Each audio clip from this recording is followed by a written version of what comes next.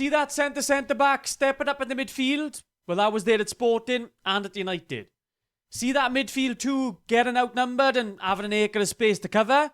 Well, that was there at Sporting and at United. Now, in this video, I want to draw a line under the Ruben Amorim tenure of Manchester United, and quite frankly, I'll be happy to never speak about the last 14 months ever again. In today's video, I want to express why, no matter what happens now in the last sort of 6 months of the season, getting rid of Ruben Amorim was, in my opinion, the right decision for Manchester United. And my only regret will be that we didn't do it sooner. Even if the highs of the Manchester derby, a performance that bettered probably anything that we saw under Amorim, even if that's followed by crippling lows, I still won't change my mind. For me, Amorim's system was flawed from the outset, and he showed very little capability to actually change or adapt anything within that either. And it was that failure to adapt that eventually led to his falling out with the United board. It's that flawed system that I want to take a look at in today's video. So if you enjoy, guys, drop a like, subscribe if you're new around here, and let's get into it. Let's go. Before I get into the full system talk, I'm fully aware that no system is perfect.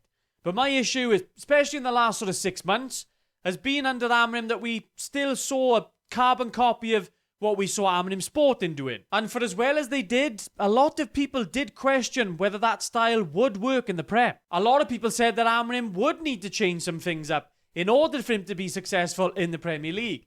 But that adaptation was just simply never done for me. Because when Amorim first took over of United and he was talking about suffering for the long-term goal, I'll admit, first off, I did buy into it. I was brought here in the middle of the season, and we tried to cope with the things that I used to do it, and next year in the same stage we'll be here with the same problems. Or we start now, we risk a little bit, we suffer a little bit, and in the next year we will be better at this point, so we have to risk it a little bit. The following months had me questioning a lot of what was going on, but again, I thought he'll have a pre-season, and then surely then we'll see what the long-term plan is. But this season has still had far more lows than it did highs. While yes, obviously United's squad isn't up there with the best in the league, but it's still plenty good enough to get that 5th spot in my opinion. And yes, obviously Amorim did leave United when we were in 6th spot, so you're looking at it, not in a bad position, but we were still closer to 16th than we were 3rd. Given the fact that United are only playing 1 game a week, you add in that embarrassing defeat to Grimsby as well, the fact that United are largely producing pretty stale performances, I mean, it all didn't add up for me. You look at it tactically, and building out from the back was simply just never addressed. In certain situations, we could use that centre-back, play a little bounce pass, but largely then, once Lamens came in this season, we saw United resorting to largely kicking it long at every single opportunity. Our plan was still to push the centre-back into midfield and largely play direct. That centre-back did give us an extra number for second ball, so we were largely looking to win those. It worked at times, but it also led to 50-50 moments in games which could easily go either way. If we did try and play out, it would have been to pass to one side with that centre-back inverted, but largely United would get trapped on that one side. And then we'd largely be forced then again to kick it long. We even saw this a number of times, even up against Grimsby. Never mind Prem teams. So yeah, that was United's build-up. What the hell is even that? In attack, things had got better for United, especially with the help of our set-piece coach. But from open play, United were only really good from certain circumstances. Yes, if United had less of the ball, we were allowed to play on the transition. United's attack was deadly. But against low blocks, the insistence on keeping the free centre-backs at all times, and also relying largely on the full-backs to provide the width in attack, not really supporting them well enough when United had the ball in wide areas, it all did just lead to some pretty stale play. And Amorim, at least this season, did recognise the fact that we needed Ahmad to play more from that wing-back spot. Obviously, that helped massively then when United were going forward.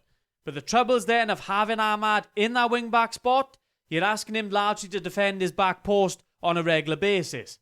So it still feels like a square peg in a round hole. The attack wasn't the worst thing about him though, because I talk about the low blocks, but that's normally one of the hardest things for a lot of managers at the top level of football. Breaking down low blocks reliably, it can be a very tough thing to do. And it's one thing now that we haven't seen Carrick do at United. So we no doubt will come up against a lot of those challenges now in the next few months as well. And we might still suffer in that regard. But the main area of concern and the area where I had the most problems under Ruben Amorim was always going to be the defensive side of the game. And that's where United had some major issues. To start the season, United continued to run the 5-2-3 press, which, who would have thought it, still didn't work. And at times we were made to look pretty foolish. And it's never a good look when the opposition start to talk about how easy your system is to break down after the game. We knew that we would be able to get behind their two midfields and the three centre-backs wouldn't want to jump, so we exploited that today. In the 5-2-3, we could sometimes apply some step-up pressure if the rotations fell into place, with the centre-backs stepping into midfield. But largely, they were too easily pinned, and United were easily overloaded and made to defend with 5 then in the last line. Because United defended with a back 5, we've got less players then naturally high up the pitch in order to press. And obviously less players then if you're looking to get out on those transitions as well. So all of it is that big domino effect of leading United to largely be on the back foot in game. After far too long, Amorim finally resorted to largely using the 5-4-1 out of possession, which could transform into the 4-4-2 shape. Even though at times we still did resort to the classic 5-2-3. The situational 4-4-2 was eons better, but it still had its issues. It had wide centre-backs acting like full-backs in certain situations, putting them in positions they weren't fully comfortable in, and the spaces in between the midfield and the defence was still far too big for United to really defend really reliably. You add into that how easy it was to push United into the back 5, especially if United got a goal advantage. You still had a team that couldn't keep the ball out of his own net. Overall, United may have still gotten Champions League under Amorim. Playing one game a week and having the quality that we do in this squad, it might have got us there. But nothing from Amorim's 14 months in charge really gave me that faith that he was the man going forward that we should be spending another 200 million plus with, obviously in the next summer transfer window. Because I've spoken about the tactics, but I haven't even mentioned the crazy in-game management with his subs that continued throughout his time in charge, regularly just changing multiple people across his back line during a game, no matter the game state. You add in the way that he treated an obviously talented Kobe Mino. Who would be more offensive? I understand you've not got a lot, but just Kobe Mino. He told us that he wasn't athletic or defensively solid enough to play in United's midfield.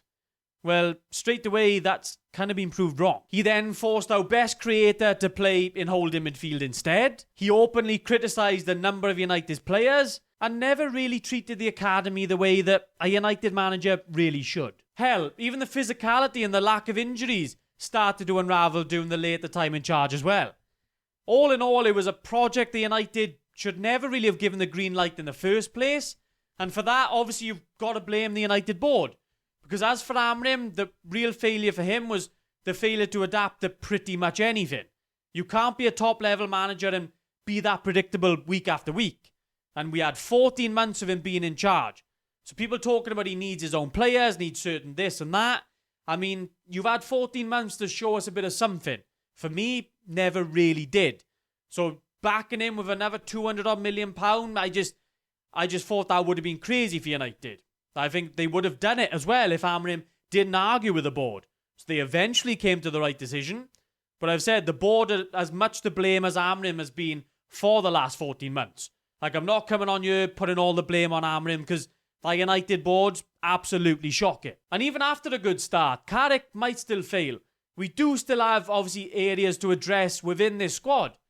But with under Amorim, I personally just never really saw the direction that United were going in.